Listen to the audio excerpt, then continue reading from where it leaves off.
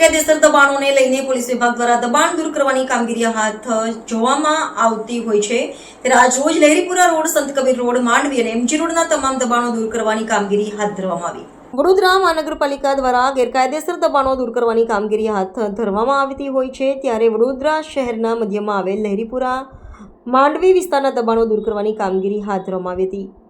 આ રોડ ઉપર ખૂબ જ દબાણો વધી જતા ટ્રાફિકની સમસ્યાઓ ઊભી થતાં આજે વડોદરા મહાનગરપાલિકા દબાણ શાખાની ટીમ અને વાડી પોલીસ મથક પોલીસ સ્ટાફને સાથે રાખી તમામ દબાણો દૂર કરવાની કામગીરી હાથ ધરવામાં આવી હતી।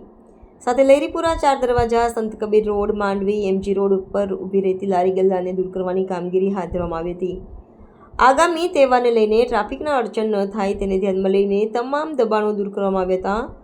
વધુમાં ઝોન 2ના એસસીપી સાહેબે જણાવ્યું કે हाँ ये माटे अमे कदाच सवार और सांज बे टाइम में दबाण हटावવાની काम करेंगे। शुरुआत में हटाया पछी थोड़ी वार पछी आवी जता होय तेवा बनावो आपणा सामे आवे छे એટલે ફરીવાર પણ અમે દિવસમાં 2 વાર કરી શકીએ એ રીતે પણ અમારું પ્લાનિંગ છે અને ધીમે ધીમે ફ્રીક્વન્સી અમે વધારીશું અને એકવાર દબાણ પૂરી રીતે ક્લિયર થઈ જાય પછી અમે ફ્રીક્વન્સીને ડાઉન કરીશું। એ રીતનું પ્લાનિંગ અત્યારે હાલમાં કરી રહ્યા છીએ। શું એક્શન પ્લાન નવો તૈયાર કર્યો છે?